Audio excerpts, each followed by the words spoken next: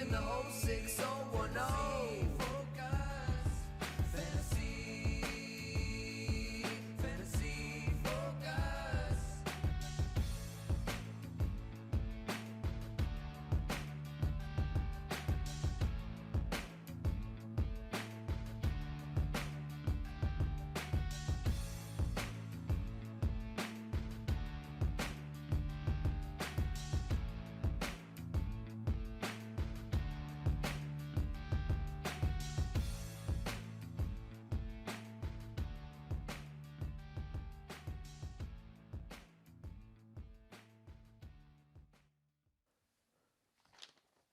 Welcome to Fantasy Focus. Today's live stream show was presented by Hotwire. You can watch us every weekday at 11 a.m. Eastern Time on ESPN's Twitter and Facebook and YouTube feed, as well as the ESPN app, one tap.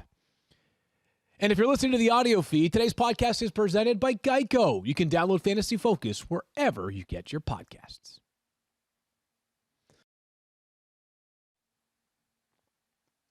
All right, now we're going right to the podcast. It's Field and Matthew hanging out with you after a couple of days away. Did you miss me? Be honest. Missed like a scratch, like like you have like a rash and you scratch it for a couple of weeks and then it's gone and then you just instinctively scratch it because For the it's record, not there. we just found out that Matthew's rashes last at least a couple weeks. I was going to say, this reminds me of what we were talking about yesterday before the show. Did you get that rash taken care of or no? Just like the Hard Knocks, what was it, Chris It was Long? Chris Long. Chris Mic'd Long, up. Mic'd up. We were talking about it before the show yesterday, Yeah. and I was like, you know what? Matt, Daniel, and Mike and I were talking. But the It's answer just so is funny. no. I haven't You gotten haven't taken care of it? I haven't gotten it Okay. taken care of yet. I haven't gotten it taken care of That's what yet. Chris say. I did miss it. And The one you asked me about the topical ointment for. Right. I love Chris Yes. Long, man. Yeah, no, that's great. And it's Malcolm Jenkins, right? And just like he just Yeah, who laughs. just takes It's it in great. stride. It's a great. It's great, yeah. It's a great clip. No, to be serious, absolutely. I did miss you. I missed Daniel. I missed doing the show. Listen, one of the great things and lucky things about my career and job here at ESPN is that they ask me to do a lot of different things, which is a great, and it's wonderful. And it's an amazing opportunity in seeing how fantasy has grown over the years. But also the worst part of my job is they ask me to do a ton of different things. And I know I'm preaching to the choir here because you do as many things here at the company in a variety of roles as anyone here at ESPN. But it's nice. No, you do. But no, like whether it's hosting radio, doing NFL Live, you break news, you're covering that, you write for the website, you do a lot of different things here for the company in addition, obviously, to hosting the Fantasy Focus every single day. But for me, so like writing Love Hate, which right now is scheduled to come out Sunday. We'll see. But I'm working through that, and we're doing a new episode of the Fantasy Show on ESPN Plus that comes out later today. So, you don't just show up on set. You got to work through scripts. You got to talk with producers. Every time you do content on ESPN, you have to talk with editors or producers. We're working on something with SportsCenter. Marathon is next week, Tuesday at 7:00, by the way. A lot of people asking, when is Marathon? Fantasy Football Marathon next Tuesday at 7:00 right here on the ESPN network of channels. So anyway, just been a lot. Like whatever, it's tax season. I'm an accountant. So as a result, I haven't been able to be here the last couple of days. And I actually won't be here tomorrow. But so I do miss you guys. Do you think that was... I'm doing bunch of different things. That was Matthew's cream rises. Yeah, that's exactly what it was. He said it like, I'm an accountant tax season. Like, he said that all. Do you say that all the time? I do. No, you don't never ever say that. I've never heard you say that. We've been friends for 7 years. You've never said, "Hey, it's tax season. I'm an accountant." Yeah. I'm being honest. Like, so you missed this a couple days ago. Okay, but got Mike Clay was talking about something. He was like, cream rises, and he said it so matter He's like, I say it all the time. All the cream time. rises. Cream. Like what? You never say that. I've never heard you say cream Right. rises. Yeah. Now we said it like 9 times since. Oh, okay. And not that you ever beat a joke into the dead into the ground. Listen, that's on brand for me. So what are you talking about? That is my accountants out brand. there get used to lots of shout outs. Yeah. No, I was I don't usually say it on air, but when people ask me about my schedule in August, or they ask me if I can do something and I have to turn them down, that's my usual sort of go-to excuse or line. It's just like, like I left here at 3 a.m. this morning. Wow, that's late. So I was writing Love Hate. I mean, Yeah, it's like, must have been whatever. lonely. It's going to be 8,000 to 10,000 words. Like, wow. you We know, can't wait for that, heavily obviously. researched, and it's my biggest article of the year, and so want to make it good. No doubt. And you always do a tremendous job with that. And along those lines, as we've mentioned a couple of times over the past couple of days, Matthew, you outlined how busy August is for you on the Adam Schefter podcast, which is Yes. available right now wherever you get your podcast. Matthew had a great interview with Shefty. I learned a lot, which is saying something, because I have to spend an hour with you every single day. Yeah. So we Did had you double hear, trouble. what I think was more interesting, and I think it's worth bringing this up.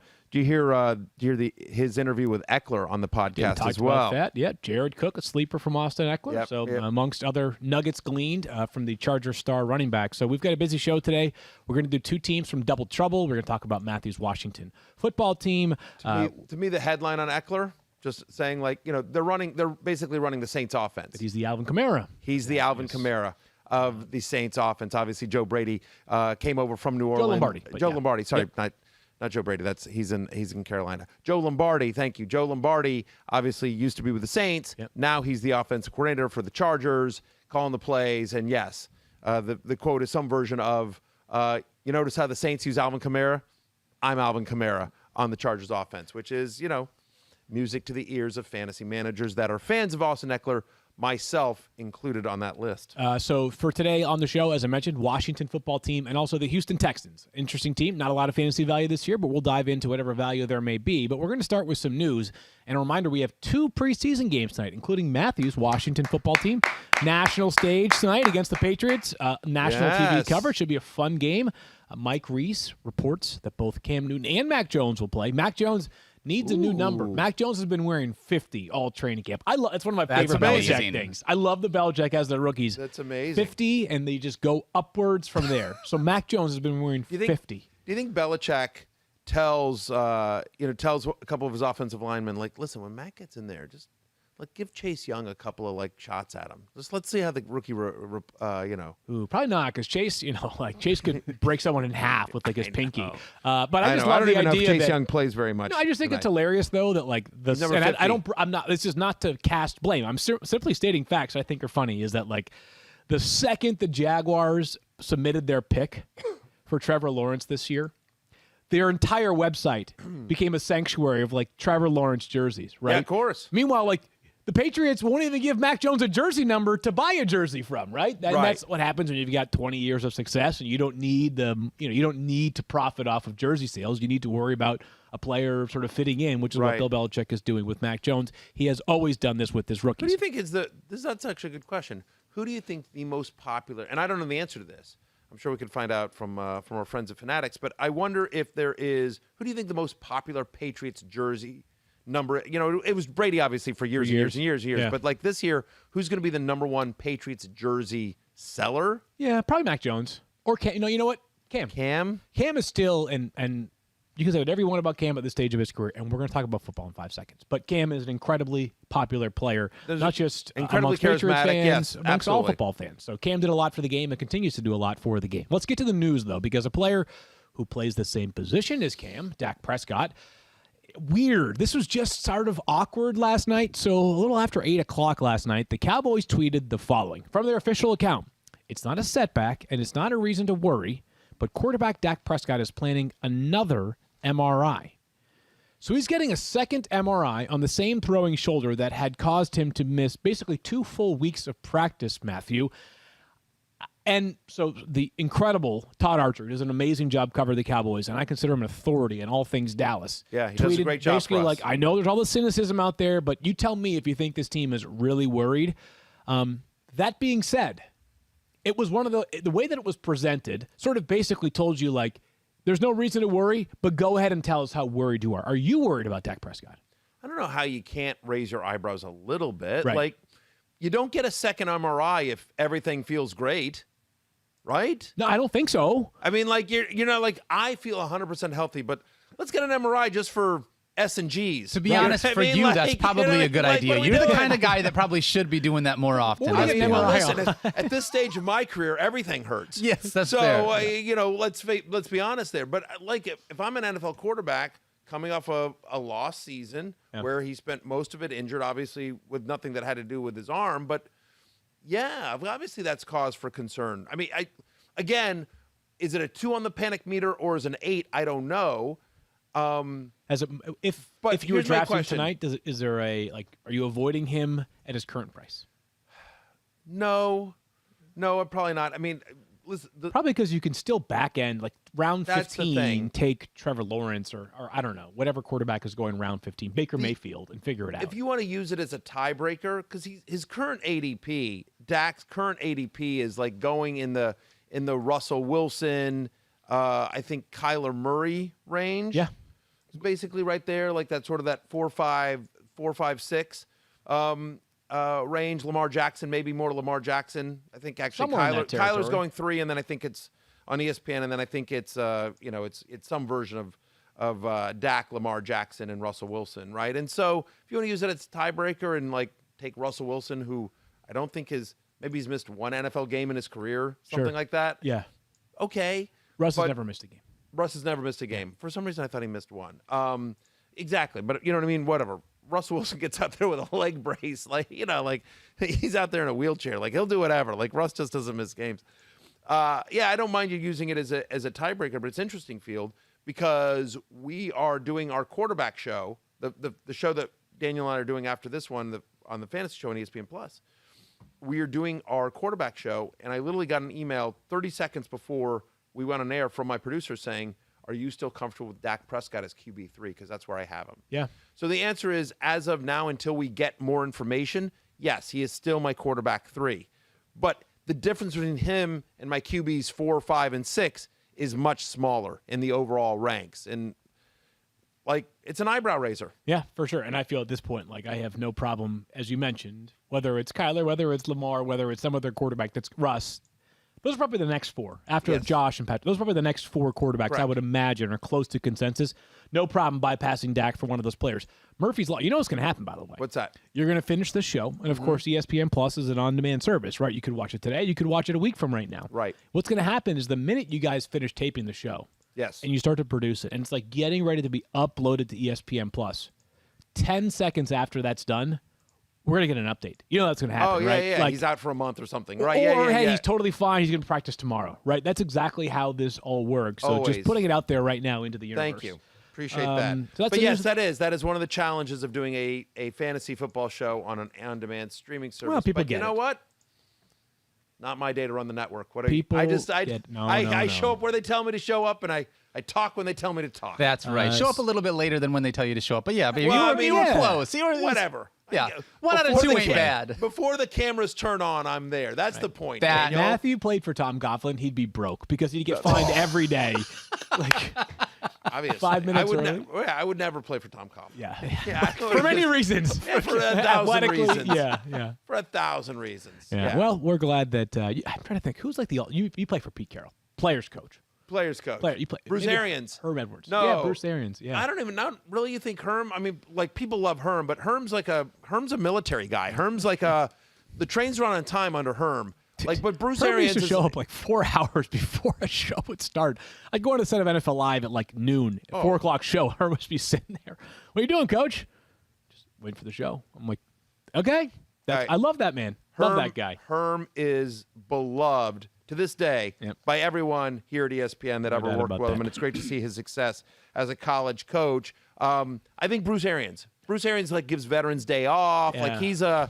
He's a player's coach. Yeah, I agree. That's a good answer I for think you. I think as Bruce well. Arians is who I would. All right, play that's for. the news of the day. Time now for some double trouble. Okay. Double. Double trouble. And it's- There we go. Double trouble. As of this moment, they're on double secret probation. All right, so I'm going to start by telling you all that, if you don't want to hear about the team that's going to win the Super Bowl, if you care about how this season is going to play out, fast forward about 20 minutes right now.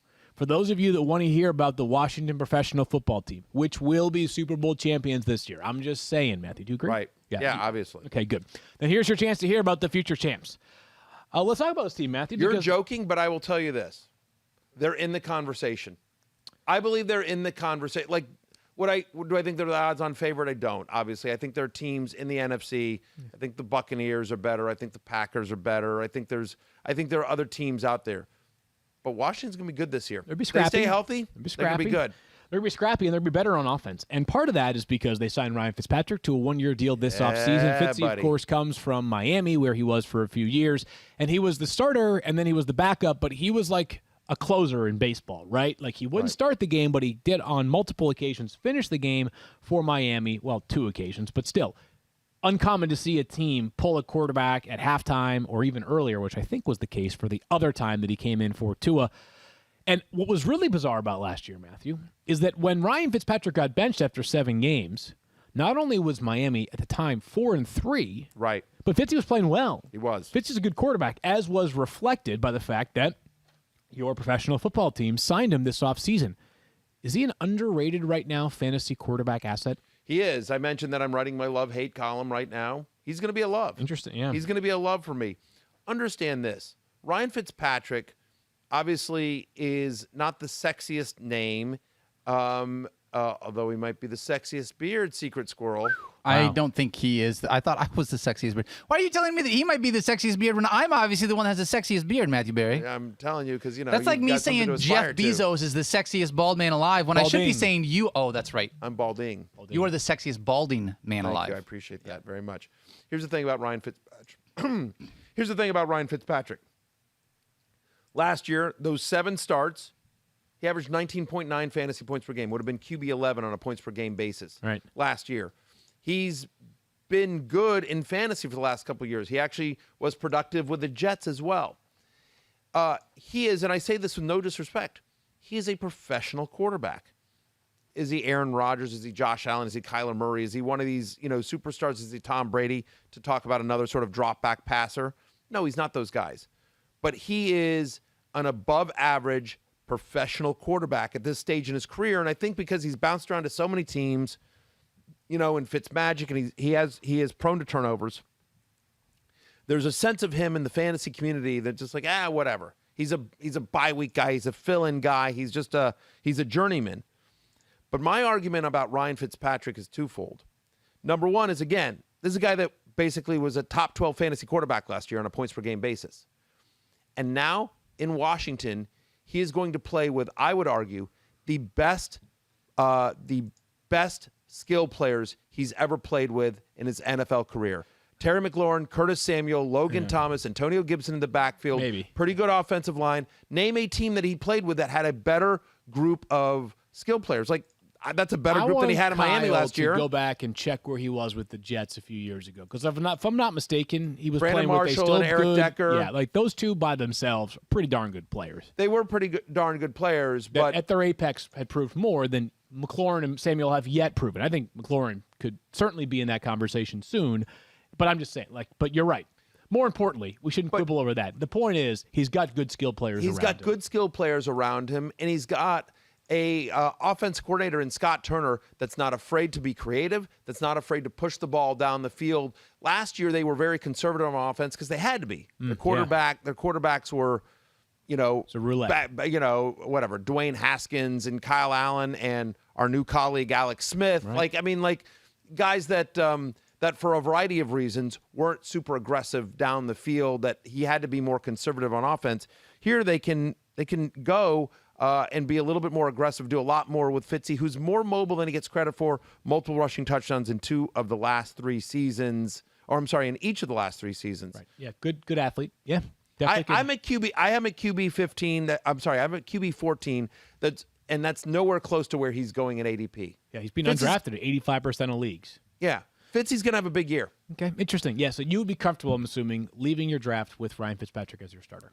I'm at QB 14, so not in a 10-team league, obviously. But but there's more than 10 quarterbacks you feel comfortable. Yeah. If I walking can away say from. this, and I realize this is just a short-term thing, but you're talking about if you were to take Dak Prescott early, Ryan Fitzpatrick is the perfect guy that you could wait for towards the end of the draft to make sure that you have somebody that can start if anything does happen to Good Dak. example. Yeah, good example of a quarterback that could be there in round, let's say 13, 14, 15, or 16. Yep. We need a new term that's not breakout, because people always push back when you name someone a breakout candidate when the player's already done some good things at the pro level. But I don't want to just say he's going to improve. But Antonio Gibson feels like one of those players that falls into the category that I can't find the perfect name for, because he was really good last year. RB13 on the season, RB16 in terms of points per game with 14.4. He had 11 touchdowns last year, only 170 carries, nearly 800 rushing yards. It feels to me, though, Matthew, like this is one of the players that is trending with an upward trajectory and just is bound for a leap. I don't know. I'm not quite sure what the term is, but you know what I'm trying to get right. at. The hype on him is significant, and I think his ADP will continue to rise. He's certainly going to rise in my ranks as well. But the thing about Antonio Gibson is that he came into the pros with not a ton of experience as a runner. Yeah. Change positions, basically. Right, change position. I mean, like they used him more as a wide receiver at Memphis than they did at Running back, yeah. at running back. I know last year they put him in both rooms. He was in the wide receiver room and the running back room, and they just sort of want to see what he could do. Over the course of the season, he proved he could handle both roles adeptly. They had a nice pass-catching running back in J.D. Mckissick. They like J.D. there. But again, as we talked about, it was a dink-and-dunk offense. It was a conservative offense last year. And they had a lot.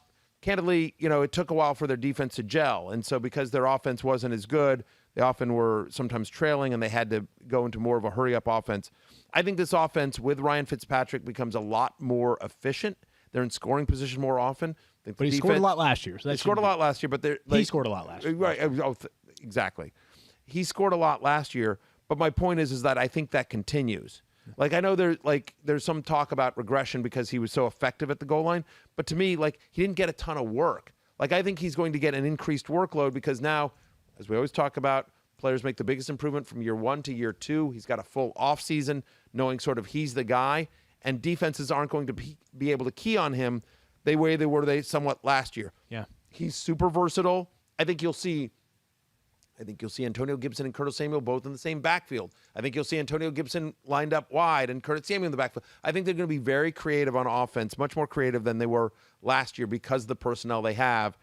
I'm in on Antonio Gibson in a big, big way. Had 7 different games last year with 15 or more touches, averaged 19.6 fantasy points per game, 3 or more receptions in 8 of his 13 full games. He's a good pass catcher as well. If he gets even 30% of J.D. McKissick's target share from last year, like he's Christian McCaffrey light. Right, that's the thing. That's the huge part. That, to me, is what unlocks the chance for him to go from where he is right now, RB13 in terms of ADP, RB12 in terms of ADP, to potentially knock on the door of RB8 or 9 for the season is third down usage and passing game usage, which tend to go hand in hand. J.D. McKissick had 80 catches last year. It's 5 a game. Right. I saw this stat on Twitter, and I apologize for not knowing who it was off the top of my head right now. The number of third down snaps that Antonio Gibson played last year was like 24. Right. It was like an alarmingly low number of snaps on third down, which for fantasy is a money down between the number of passing opportunities, really the number of passing opportunities. Right. So if the football team is more reliant on him on third down, which sounds like a weird sort of thing to say, but it's the truth, then the sky could be, or the ceiling could be raised here for Gibson. So, but I love the player too. Right. So if you're watching on the live stream, you're seeing the graphic that's up now. And last year, J.D. McKissick had 80 receptions. Gibson only had 36. Like if J.D. McKissick has, call it 65 receptions this year, which is still a significant number right? And you give 50. Now you're at like 50 plus receptions for Antonio Gibson, plus with increased rushing. Like J.D. McKissick, Antonio Gibson has a chance to be Alvin Kamara. Right. I'm not saying he will be this year. I certainly don't have him ranked this way. But if a year from now we're talking about him in the same breath as like Alvin Kamara and Dalvin Cook and those top 5 guys that play all 3 downs and that can catch 60, 70 balls 3 downs. A year, pretty interesting. Just to put a pin in this, Kyle texts 21 third down snaps last year for Antonio Gibson. That was fewer than Amir Abdullah and Andy Janovich amongst the fullback for the Browns. Like it's and maybe that was shout out Andy Janovich, rookie year. Right. You don't want to be putting too much on the plate of a guy who's literally learning a new position. So I get it. I just hope that the football team, is more willing to play him on third down this year. One of the reasons they drafted him is because of his versatility. Remember, Ron Rivera and Scott Turner came from Carolina, where obviously they made Christian McCaffrey into what he is. Right. Yep. And so, again, I'm not saying Christian McCaffrey made him into what he is. Well, no. But what I'm saying Ed McCaffrey is that, make Christian McCaffrey into who he is? Yeah, and Lisa, Mama. And Mama. Amazing. Yeah. Yeah. No, but in all seriousness, Chris McCaffrey was when he was drafted, I think he was drafted 7th overall. There was a bit of a head. Some people in the NFL community scratch their heads like, really, is he really a starting running back in the NFL? He's more of a tweener. How do you use him? He's more of a gadget guy. They didn't see him as the true workhorse running back that he became in Carolina. There was definitely some questions about him going that high to Carolina out of the NFL draft. And so they were like, no, this guy can do everything. We're running him between the tackles. We're obviously going to use him in space. We're going to put him on third down. He's going to do everything. And he did. And he touched the ball a ton. And so the versatility of Antonio Gibson, they talked a lot about, after they drafted him, about how much Gibson reminded them of Chris McCaffrey and the versatility there. So I'm just saying, like, Antonio Gibson's going to have a nice year. Really nice year. We'll talk about his backfield counterpart in just a minute. I agree strongly on Antonio Gibson being a star, but just before we get to that, forge your NFL dynasty in Madden NFL 22 with new franchise features to deliver even more control. Manage your coaching staff and upgrade them with new talents. Devise a new game plan for every opponent with in-depth weekly strategy. Experience the ups and downs of a real NFL season with the enhanced season engine. Madden NFL 22. Game day happens here. Pre-order now. Fantasy Focus Football is brought to you by Gum Out. Today, we're talking about performance enhancement. Everyone wants it. And let's face it, some people are looking for shortcuts. But you can actually... Why'd you look at me? Matthew? You didn't. Just for the record, if I was going to look at someone, it would have been Matthew. You can actually get enhanced performance in just 2 minutes twice a year with Gum Out. Gum Out with Carbon Clear is performance enhancement for your car. Carbon Clear is potent. It's the most advanced fuel additive on the market. It is like the Mike Clay of performance additives. Wow. In fact, cars on Gum Out get better engine performance, increased fuel efficiency, and lower emissions. It only takes 2 minutes to pour Gum Out into your gas tank, so it's quick and easy to use. With all the things that you deal with to get your car running smoothly, it's nice to know that Gum Out takes no time at all. You probably take much longer deciding who you want to put in your lineup each week. And it's not hard to find either. You can get it at a mass retailer or your local auto parts store. So what are you waiting for? Get your car running right with Gum Out. Now with Carbon Clear. Performance enhancement for your car. Field, can I ask a real quick question and jump in? Because I know you want to talk about the backfield, mate. Yeah, just really quickly on J.D. Mckissick. What do you got? I want to know, Matthew, you did a thing earlier where you were talking about the never James White rule. That was what I was going to ask. That's what you're going to go. All right, you go ahead. You go Yeah. ahed, Field. All right. Basically, I love you so much but for the don't you record. think, though, yeah, Yes. I love you too, buddy. This J.D. Mckissick last year was kind of not quite peak James White because James White had a top 10 fantasy season, but J.D. Mckissick was RB17 last year, kind of like the almost peak version of James White. But are we never James Whiting here, or is 80 catches good enough that you should be considering J.D. Mckissick? I don't think he gets 80 catches last year. And the reason why, J.D. Mckissick was a waiver wire pickup. And I didn't mind him last year as a waiver wire pickup. I used him in a couple of leagues. Like Right. he was definitely helpful. The never James White rule is about when you're drafting. Got it. Okay. So my point is that, and James White always is drafted somewhere like in the running back 25 range. Yeah. Somewhere in the running back 25 to 30. My guess is his ADP this year is lower, James White. But my argument Lower is that this year, for sure. Yeah. But my argument is that when you're drafting, Don't pay that premium. Don't play like J.D. Mckissick is the reason that the never James White rule exists, because the idea is that you don't need to draft a James White. There's no upside there. And if you need that sort of level of production, like, a floor, low upside kind of player, there's a guy like J.D. Mckissick that you can go to the waiver wire and grab. And if it's not J.D. Mckissick, it's Nyheim Hines or James White. Like, there's a bunch of guys like that. It's Giovanni Bernard this year in Tampa Bay. There's going to be guys like that always available. So the never James White rule is really about draft strategy. It was part of the Draft Day Manifesto, which is currently available on ESPN and the ESPN app. It's still free, 100% free. Check that out. It's good stuff. I'm a company man.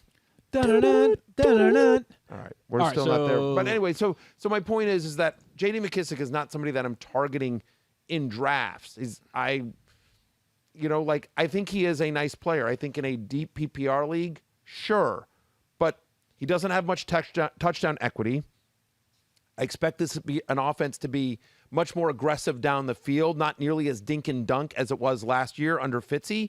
I expect Gibson to play more on third down. So no, J.D. Mckissick is not somebody that I am looking at really to draft. Like Former the player Lions for great. Washington, former Lions great, J.D. Mckissick, former Seattle Seahawk as well. But whatever. I don't have him ranked. Yeah, I hear you. I'm just curious. I mean, 80 catches does catch your Yeah, eye when sure. you're thinking about players at that position where it gets thin quickly in terms of depth. Let's talk about the wide receivers because this is fun. And you think about last year, and Terry McLaurin's numbers last season were solid, right? Like, they were definitely not anything that you should be frowned upon. I always mess up. I was going to say shake a stick at, but I'm not quite sure what that means. It just sort of sounded like the appropriate use. But Right. anyways, solid Sneeze season at. last year. Not Yes. something you should sneeze at. Don't sneeze at those stats from last Right. year. But as you mentioned earlier, the quarterback play was as inconsistent as basically any in the NFL. Feels like last year was actually an underappreciated season agree. for Terry McLaurin. F1? No, Terry Terry McScorin. Okay, got it. Stop with the F1, guys. Stop Okay. with Scary Terry. Hey, Stop with sorry. F1. Like, they're all terrible He's so nicknames. mean today. Terry Anyways. McScorin. He was wide receiver 20 last He's year. Terry McScorin. Terry McScorin was wide receiver 20 last year. Had over 1,100 yards. Only 4 touchdowns, but that, for me, feels more emblematic of just how bad the offense was and that Antonio Gibson was scoring so frequently for them on the ground. I've got him at wide receiver 11. You've got him at wide receiver 9. Daniel's got him at wide receiver 10. I'm just telling you, it's really hard to crack the top 10 of fantasy wide receivers. You've got to be a special player. That tells you how we feel about Terry McLaurin. Especially because last year, so he was a top 20 fantasy wide receiver. He scored 4 touchdowns. Like, again, right, inconsistent quarterback play, and also just I think he got unlucky with touchdowns, especially when you consider the amount of targets he gets. Last year, he averaged almost 9 targets a game, 8.7 to be exact, 9th most among wide receivers. And again, that was on a conservative offense. Right. In the 9 games last year where he had 8 or more targets, he averaged 19.3 fantasy points per game. This is a guy who was 12th among wide receivers in receiving yards per game. If that 4 touchdowns were 7 or 8, I think it's a different conversation this year about Terry McLaurin. And now, again, think about Ryan Fitzpatrick, right? Ryan Fitzpatrick, who helped resurrect Devontae Parker's career in Miami, who we mentioned Brandon Marshall and Eric Decker, who had monster fantasy seasons with Ryan Fitzpatrick as their quarterback. Ryan Fitzpatrick, even going back to Houston and Andre Johnson, I mean, in fairness, anyone can make Andre Johnson fantasy relevant, Pretty good, yeah, pretty good. right? Like I probably could, like he had years with Matt Schaub, like whatever. But Whoa. my point is like cut to Matt Schaub going like, I'm just sitting at home. Let me check out the fantasy focus Catching today. strays. Like, Matt Schaub was good for a while. Yeah. I'm telling you, he was. Yeah, all right. Checking Anyway, numbers. the point is that Ryan Fitzpatrick, even when he's been inconsistent, has always been able to support at least one very fantasy relevant wide receiver, one elite fantasy wide receiver. This year, I think it's going to be Terry McLaurin. We'll talk about the other guys in a second here. But one of the great things about Fitzy, especially at this stage of his career, he's a little bit of a YOLO quarterback, not scared to push it deep, not scared to throw into coverage. Terry McLaurin is one of those guys that give him a chance, he's coming down with it. Yeah. There's a little bit of different players, obviously, but there's a little bit of Larry Fitzgerald to Terry McLaurin, I feel like, wow. in terms of like, if it gets somewhere near Terry McLaurin, he's coming down with it. Yeah. Like, he makes some unbelievable catches. He obviously has tremendous speed as well. Like, so he's a deep threat. Like, his route tree is ridiculous. Obviously, I'm a huge Terry McLaurin fan. I have him at 9, which I think is highest certainly on our site and probably, pretty high among other fantasy analysts as well. I don't know. Kyle notes right here. Ryan Fitzpatrick has produced a top 15 wide receiver in each of the last 3 seasons that he started at least 12 games. Yeah. I think it gets more complicated, though, after Terry McLaurin. Curtis Samuel is a guy that we all really liked during the free agency process. One of my favorite wide receivers that was available. He ends up signing a 3-year deal worth $37.5 million with the football team. He finished last year strong. Came down really strong down the stretch when they did not have Christian McCaffrey in Carolina. They got Curtis Samuel more touches out of the backfield. He kept scoring, which was good, but we had been waiting for this for like 4 years, really. I mean, there was no mystery surrounding Curtis Samuel coming out of Ohio State. He was a second-round pick who was used kind of at Ohio State, how he was down the stretch in Carolina. One would hope that reuniting with Scott Turner, who was previously his offensive coordinator in Carolina, gives him a big advantage relative to most free agent signings who are still learning the playbook. Worth noting, though, still on the COVID list. Curtis Samuel's been he's been hampered by both the COVID list and also, I believe, a hamstring injury has been bothering him recently. So a couple of things that have prevented him from being on the field. He'll be okay. It's still only August. 11th or whatever it is, August 11th. So there's plenty of time here. But what do you make of the player, though, Matthew? Like, not the player. I think we like the player. That part is well-rooted. What do you make of the prospects fantasy-wise for Curtis Samuel?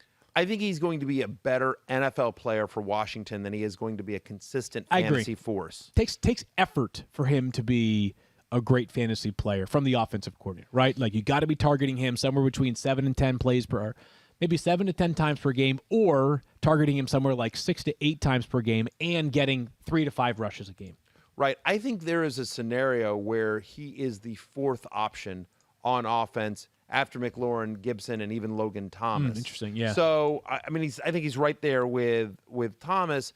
I think he's going to – listen, he is a big play waiting to happen, tons of speed. Yep. They also like his versatility. So when I talked about Antonio Gibson as well, like I think what you will see from Washington's offense this year is you'll see a lot of motion, you'll see a lot of mismatches and a lot of creativity. Because you think about what they did in the offseason, right? They already have McLaurin. They have Gibson. They have Logan Thomas, who is fast for a tight end. Yeah. And then they sign Curtis Samuel. They draft Diami Brown, who we'll get to. But, like, they have got speed out the wazoo. That's right. They've got a wazoo, and they put all the speed into it. And they've got so much speed in that wazoo that it's literally spilling out of it. Gotcha. What is a wazoo? Well, it's a college. We're Washington live, State. right? I don't know. yeah, that I appreciate. I don't know Please, if I can- Field, come on, just have more. Just like read Use the your room. You imagination. can't ask that to Matthew when we're live on stream. Come on. Come on, you're going to get me fired.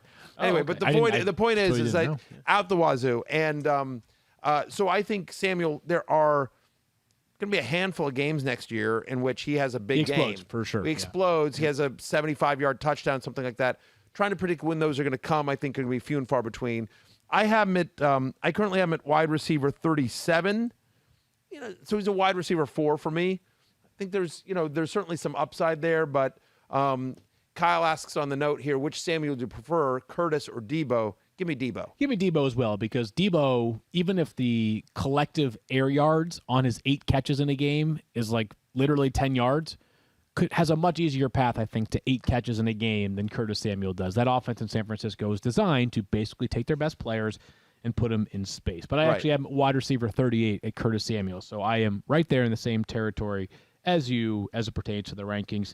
Logan Thomas, Matthew, you talked about him on the Adam Schefter podcast. You guys talked about Logan Thomas as a player that perhaps deserves a little bit more attention, and you guys also talked about how sometimes you got to follow the money, right? This is a team that recently extended Logan Thomas. I think it was $24 million over 3 years. Pretty good deal for a guy who, again, was a college quarterback. This guy's had an amazing run. And basically has 1 year of production in the NFL. So and $24 million. Right. That was Adam's point on his podcast, on the Adam Schefter podcast.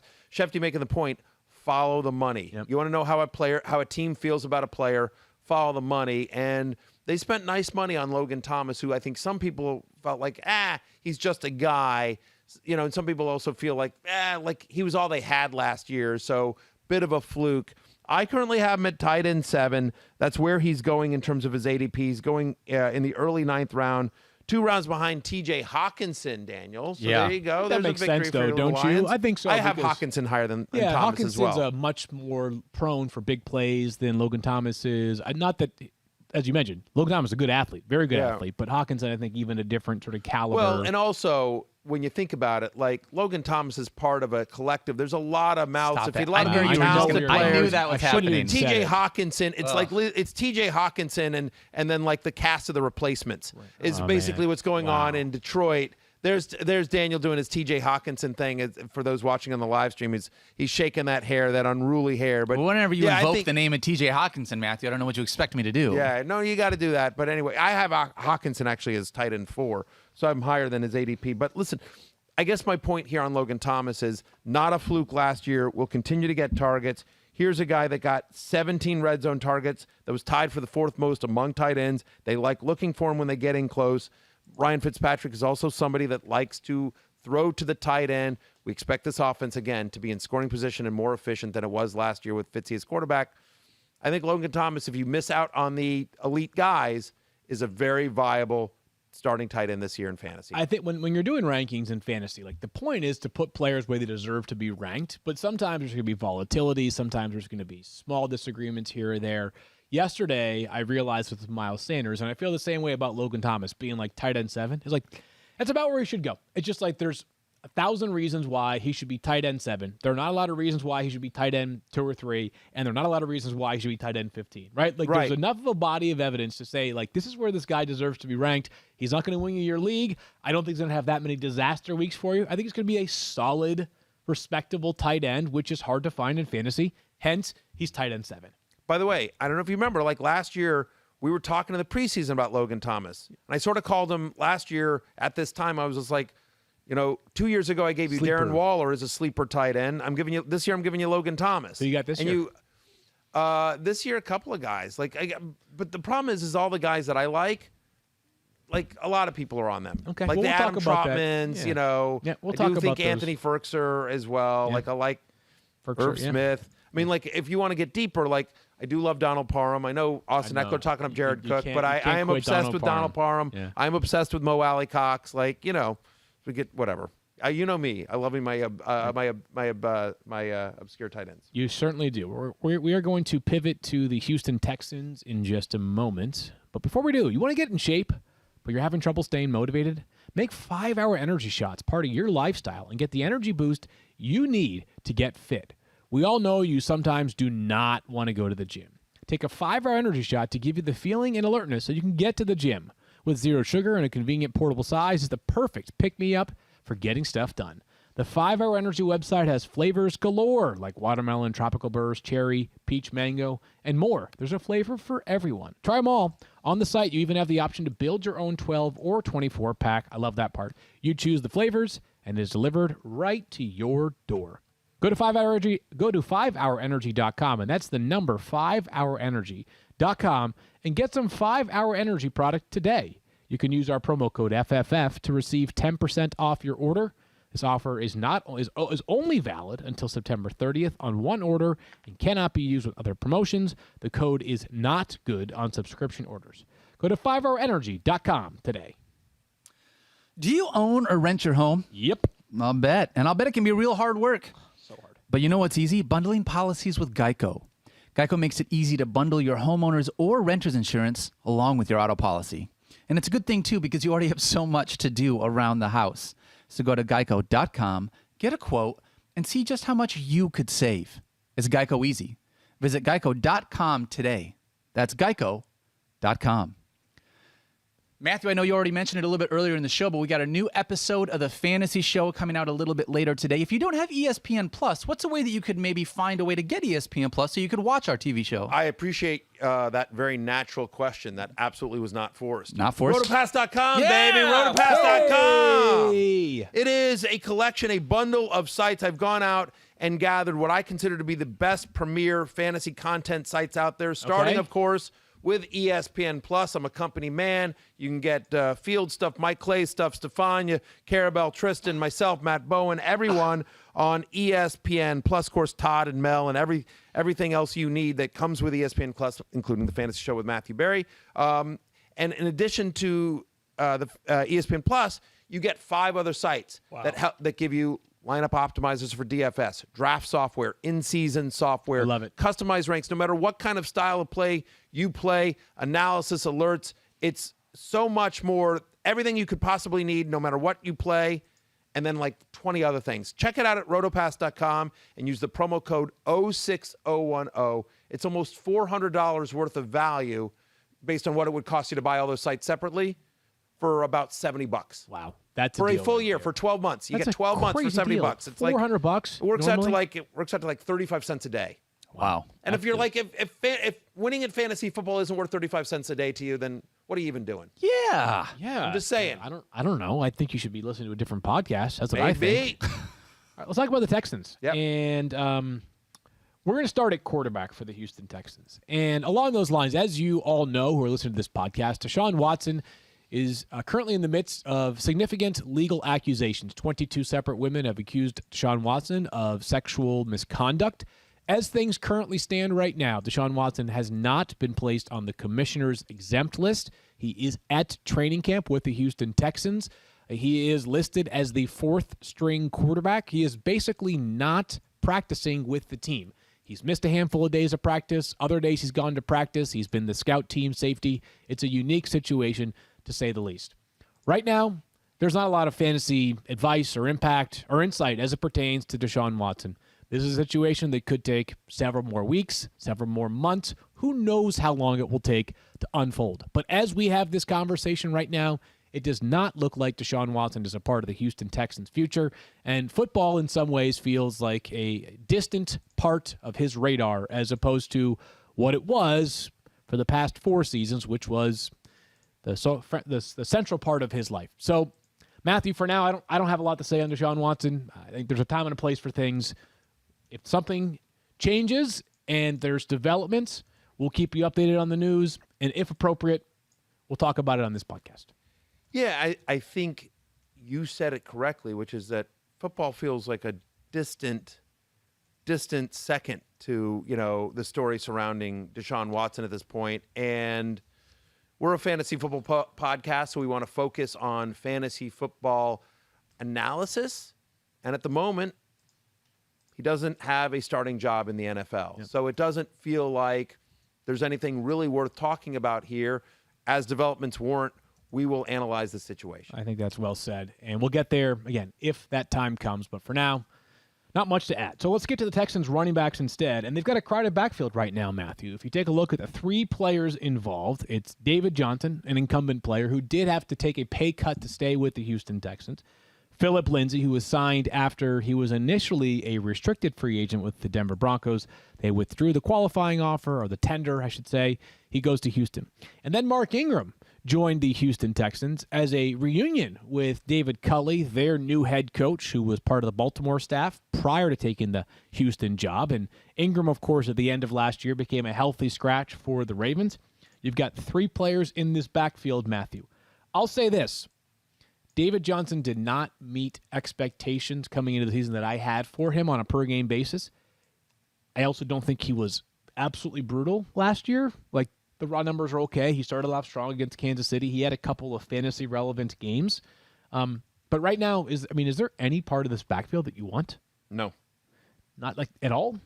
No, because listen, like sometimes so if I'm taking a flyer on somebody, Yep. What about Phillip Lindsay? Yeah, I think it's Phillip Lindsay too. There are rumors that he might be the starter here, but here's the thing about Phillip Lindsay. Phillip Lindsay's a good player. He is a good player, yeah. Phillip Lindsay's a great story. Didn't have any pedigree. Walked on, was an undrafted free agent. Walked onto the team in Denver, in essence. Basically, was a star in Denver. Back-to-back 1,000-yard seasons, right? Literally and the first ever undrafted player. Same season they drafted. Who was they drafted in the 3rd round? Royce Freeman. Freeman. Same year, right? And so Phillip Lindsay is a good player, still young, and so if David Johnson, whether it's due to injury or whatever, if Phillip Lindsay gets a significant part of this backfield, maybe Phillip Lindsay's been good on bad teams. Right. No, I agree. And so if I were taking one, I think it's Phillip Lindsay. Even if my rankings right now have David Johnson ahead of him, because this, again, Right. but I think I have David Johnson at RB 40. I'm the lowest of all of our rankers on David. I'm at 37. All of us have him pretty what's low. the value, right? The value is at best a player who you begrudgingly start on occasion, Yes. right? At worst is that he loses the job to Phillip Lindsay, and Phillip Lindsay plays enough that David Johnson is nothing more than a bit player. So if I were taking one, this team has probably less fantasy value than any other in the NFL, right? I would think, top to bottom. But Phillip Lindsay would be the guy that if I had to, I would probably find myself taking a late-round flyer on him. Yeah, it feels like he has some big play upside. Yeah, he's a good player. Lindsay does, and he's been able to be fantasy productive on less touches. Yep. He doesn't need a ton of volume. Somebody is going to have to touch the ball for Houston, and it does feel like we're a long way away from David Johnson, fantasy superstar, unfortunately. Love the guy, love the player. One of my favorites over the years. I've interviewed him a few times. Great guy, Totally. Really nice guy. Root for him. Yeah. But just, this is a challenge. The other thing about Mark Ingram, just to pivot over there, again, Mark Ingram was a healthy scratch towards the end of last year. There are some reports that he may not make this team. My suspicion is that I think he might, but I wonder if, Coach Culley coming over to Houston, and obviously that it was just it's such a toxic situation in Houston. Just ownership fighting with players, and just J.J. Watt wanting out, DeAndre Hopkins wanting out, Watson demanding a trade. There's a lot of toxicity around the franchise. And so I wonder if Coach Culley coming over to Baltimore, trying to change the narrative and change the atmosphere in that locker room, has to bring some pros. Has to bring in some pros. Mark Ingram, by all accounts, is an unbelievable teammate. Sure. Like the definition of a great locker room guy. And a good podcaster as well. Go check out his show. He's very, very, very good at many things in life, including podcasting and football. So I would wonder agree, if that may be more of a I we think want Mark Ingram the person less than. And they did a good job this offseason of adding a bunch of veterans that are just good, solid pros. And I know that the Texans are an easy target, right? I mean, they just are. I mean, the player, no one they sign in free agency is like a total needle mover, right? Right. But what they did is they had virtually no cap space. They had no draft capital. So the alternative was to spend big on one player. What's one player going to do for this team right now? Nothing. Or you can bring a bunch of pros in, like Tyrod Taylor, the quarterback they brought in, also fantastic pro, right? Great guy. Yep. Mark Ingram, great guy. So I understand this is off the fantasy rails for a second, but it's relevant in the sense that he's going to be around. There might be other players that are around who you may not think much of fantasy-wise, but they're going to be around because they have to. You have to start somewhere in establishing and building a culture in Houston. Let's talk about branding. You know what, though? I was almost going to do it. We got a blind resume. You almost blew the blind resume. No, it's relevant. We've got a blind resume for you, and blind resume is brought to you by Hotwire. Book an expensive hotel for cheap on Hotwire. Download the Hotwire app to book beyond your wildest means. All bookings are final. Here's wide receiver 1 and wide receiver 2, and even if you kind of know which one of them is, I think this is still a cool blind resume. Wide receiver 1, 93 games since 2015. Same number as wide receiver 2. Wide receiver 1 has 6,330 receiving yards and 37 touchdowns. Wide receiver 2, 6,211 receiving yards and 38 receiving touchdowns. So the slight edge to wide receiver 1 in terms of receiving yards, the slightest of edges to wide receiver 2 in receiving touchdowns. And let's reveal who these two players are. Ooh, this is going to be a close one. Yeah, it's got to be Brandon Cooks and Amari Cooper. Wow. I wasn't even going to give you guys the chance to guess because I had zero clue who would be other than Brandon Cooks. This is a joke that sort of made its way around fantasy football Twitter several times over, Matthew. Yep. Is there a more sort of overlooked and underappreciated player than Brandon Cooks in fantasy consistently? No. And maybe it's because he gets passed around, he gets traded every 5 minutes. Right. But he's not necessarily. This is not Stephon Diggs or Devontae Adams, but this is also a very capable player who could easily surpass 1,000 yards again this year, even with the uncertainty amongst. I think it'll be Tyrod Taylor, but a passing game that won't be probably as effective as it was with Deshaun Watson as a starter. Yeah, no, I agree, but someone has to catch it. This is once again going to be a brutal defense. They're going to be throwing quite a bit. We just talked about the run game that we think is underwhelming. It's not like they're going to be moving the chains through the ground quite a bit. So Brandon Cooks, who last year in 10 games with 7+ targets, averaged 19.7 fantasy points per game. Will Fuller, who had almost a 22% target share, now in Miami. The other guys in that wide receiver room are an unimpressive group. I know we did this with Mike Clay recently. Right. We just go back and forth and start naming Texans wide receivers. How many can we get to? Right. No, 5? no, exactly. Right. And so that was with you, wasn't it? That was with me it as was well. It was all three. Yeah. All three of us, and we couldn't PQT and Anthony Miller and Chris Moore and Alex Erickson, Nico Collins as a rookie. Nico Collins is interesting as a rookie, and so is Anthony Miller, who I've always sort of liked as a talent from his days in Chicago. But Brandon Cooks is going to be the wide receiver 1 on this team, Agree. a team that's going to be throwing a lot, and whether it's Tyrod Taylor or whether it's Davis Mills or whoever's at quarterback, they're going to be a reasonably professional quarterback to be able to get him the ball. And the price on Brandon Cooks, wide receiver 34 is his current ADP. He's going in the 10th round. Yeah, that's below where all of us have him ranked, too. So there's some value right now with Brandon Cooks at his current ADP. Like the player, like the skill set. He's still 26. Remarkable. It's remarkable. He's 26 He's still years old. 26, and he's also, by the way, to the point about sort of, I know he's been there, but like he's another one of those good locker room guys, really good professional, like just solid human being kind of types that I think will do well in the new culture that is in Houston. This is a cart before the horse thought right here for sure. We haven't even gotten the first preseason game for everybody except for two teams. Brandon Cooks restructured his contract this offseason and eliminated one of the final years of his deal. So I think he's now signed through next year as opposed to through 2023. Okay. He's a good player, and I know that he's been traded 4 times or whatever it is already. New Orleans, New England, 3 times already. Right. I kind of wonder if there's a team that's not getting what it needs out of its wide receiver group as we approach the trade deadline, this would seem to me as one of the most obvious trade targets in the NFL. He's a good player, young still. You'd have a year and a half of contract control. You got to figure Houston will be doing anything in its power to collect future assets in terms of draft capital. So there's a chance, and I understand this is like 5 steps ahead of where we can reasonably forecast right now, but he could go from what is right now not a great situation for any pass catcher to potentially a pretty good one if a team who's in the thick of things says, we got to make a move here. We got to beef things up right now. I made this point, I think, with another player, but one of the argument is like a lot of times you don't want to draft players on bad teams or with bad, with not great quarterback situations. But here's a chance where he's the clear number one. Like, I mean, like as we talked about this, like who's the number 1 wide receiver in Detroit? We don't know. Who's the number 1 wide receiver for the Jets? We don't know, right? I mean, so like who's the number 1 receiver for Jacksonville? We don't know. But like we know who the number 1 guy is. We know who the alpha target is in Houston. It's going to be Brandon Cooks, and as long as he's there, he's going to get a massive target share.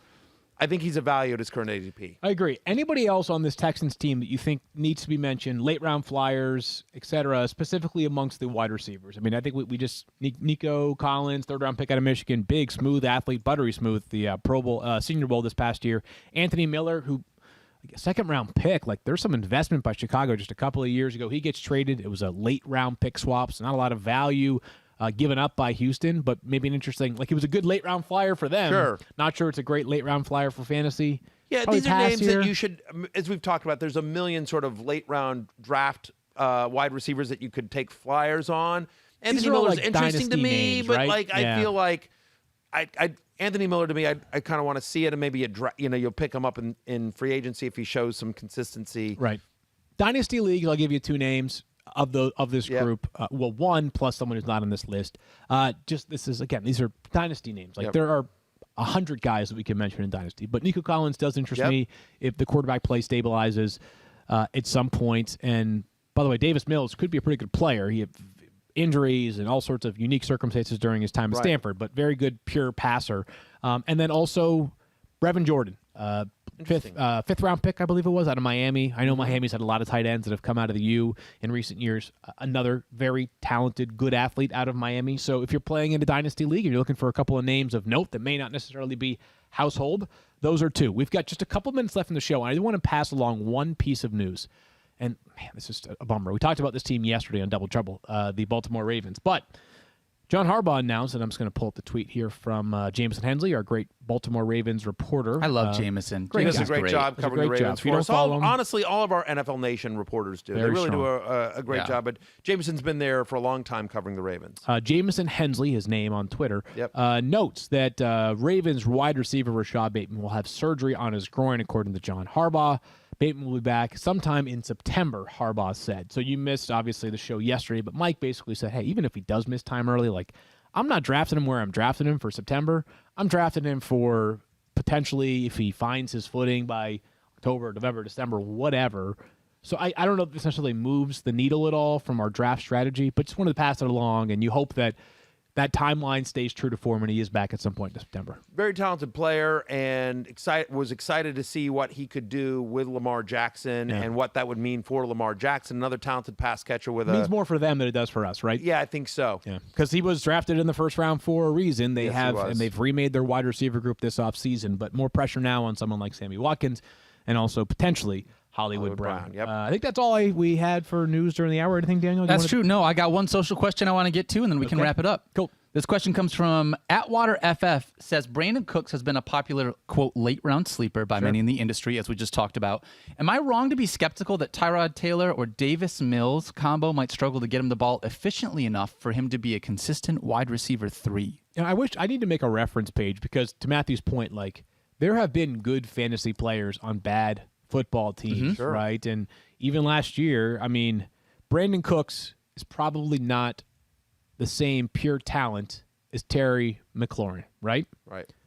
I think he's close, though, right? Like, it's not like one is here and one's here. Like, he's a notch below Terry McLaurin, I would say, okay? Yeah. Terry McLaurin with Kyle Allen, Dwayne Haskins, and Alex Smith had over 1,100 receiving yards last year. So there are plenty of examples, that being just the latest one, where inefficient quarterback play can produce very much right at or even above where Brandon Cooks is being drafted. I mean, he was disappointing last year, but think about 2 years ago with DJ Shark on Jacksonville. Yeah, And like totally.